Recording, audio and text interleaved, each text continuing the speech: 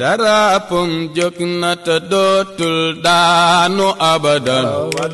du bàyyi ko rangal jox na ko sirrul xalifa. mbokki jullit yi asalaamualeykum wa rahmatullahi wa barakatuhu. moom Thierno Ahmed Tidiane Ba ibnu Thierno Djibi Ousmane Daouda Ba delloo tina teraanga ak njukkal ki nga xam ne mooy Thierno Bassirou Tall ca ziar ba nam daan amee. ren nag xam ngeen ne le 13 mars lay doon incha allahu rabbul alamin. du bàyyi ko rangal jox na ko sirru xalifa. Thierno Ahmed Tidiane Ba nee na ren kat ziar bi incha allah le 13 mars lay tombeel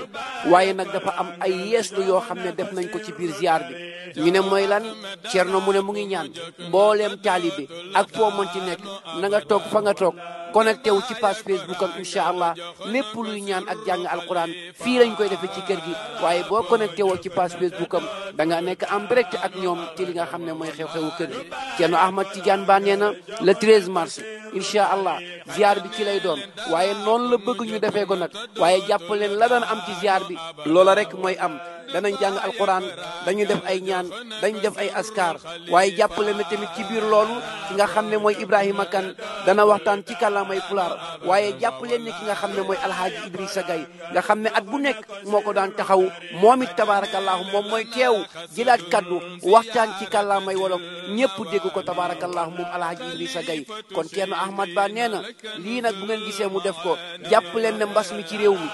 jël na ci ay matuwaay Thierno nee na nañu respecté mesures barrières yi nag bu baax a baax a baax nañu takk masque yi nañu raxasoog saabu nañu diw ak gel ak fu waay mënti nekk nag diwaan boo mënti nekk mbooloo mu ngeen mënti nekk su ngeen connecté woon nag page Facebook am ba nekk en direct na ngeen góorgóorlu jël mesures barrières yi comme ni ngeen ko santé ngeen def ko. Thierno nee na nag ki nga xam ne mooy député maire Moussa Ndiaye Diop tabaarakallaahu moom dana ñëw ci bés bi sous préfet ak ministre Omar Gueye ak ki nga xam ne moom la son excellence président Macky Sall di yebal kon nii la jotaay bi demee waaye mu ngi ñaan nag ñi ci des ñëpp nañu toog seen diwaan connecté wu ci page Facebook am incha allah nekk en direct ci kër gi kon nii la programme bi demee di ñaan yàlla na fi yàlla jëlee mbas mi su ngeen gisee Thierno def ko nag kilifa aaday kilifa diine ñëpp jël ay matuwaay kon moom nag du des gannaaw kon nag nii lay demee ñaan dana am zikkar dana am jàng dana am waxtaan ci kàllaamay pulaar Ibrahima Kane waxtaan ci kàllaamay ko ci barma alhaaji Idrissa Gaye nga xam ne at bu nekk moo ko doon taxaw Thierno nee na mu ngi jaajëfal ñëpp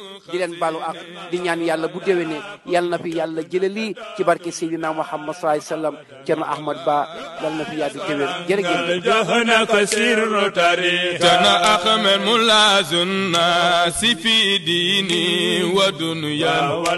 سكيم العقل ذو علم البيان